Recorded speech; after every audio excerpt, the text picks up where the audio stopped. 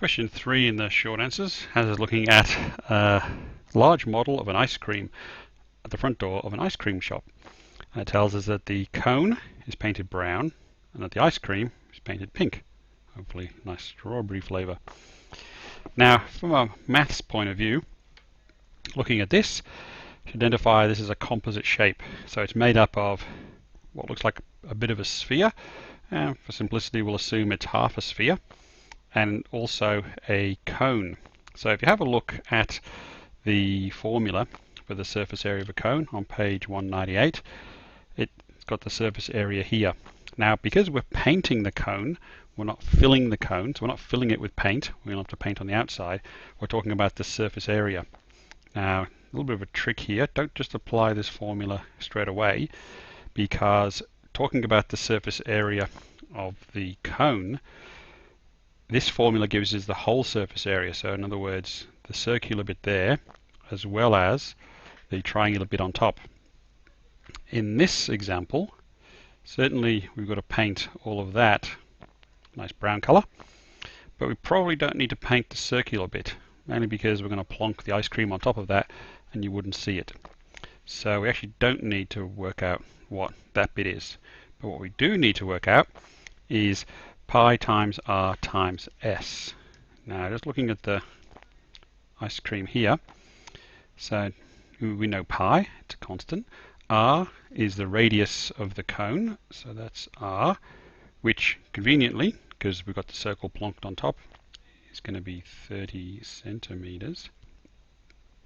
What we don't know is this value for s. S is this sloping side here. Now, looking at the shape, we've got something 70 centimeters here, but that only gets us up to the top of the sphere. We actually need that length there, because then that will give us a right-angled triangle, and then we can apply some Pythagoras.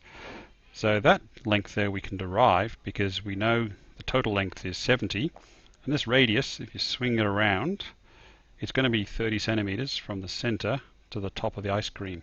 So that also is 30 centimeters, which means that this bit that we're interested in there will be 70 centimeters minus 30 centimeters, which is 40 centimeters. So now we've got all the dimensions we need to apply Pythagoras. So redrawing that triangle again.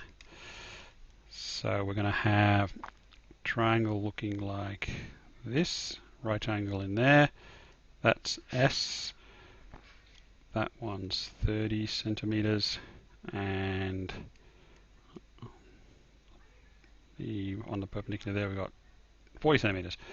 So Pythagoras is the hypotenuse squared is the sum of the square of the other two sides. So S squared is 40 squared plus 30 squared, or S on its own is the square root of 40 squared plus 30 squared.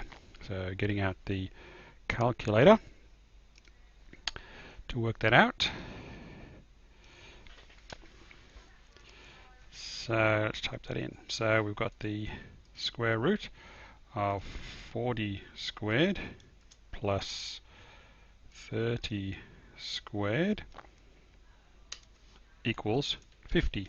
So that tells us now that S is 50. So now we've got all the things that we need to work out the surface area of the cone. So the surface area is, and just remember going back to the notes, is the surface area of a cone is pi r s. So the surface area is pi times r times s. So substituting in pi is pi, because it's constant. The radius, which is that bit there, is 30 centimeters, multiplied by s, which we just found, which is 50.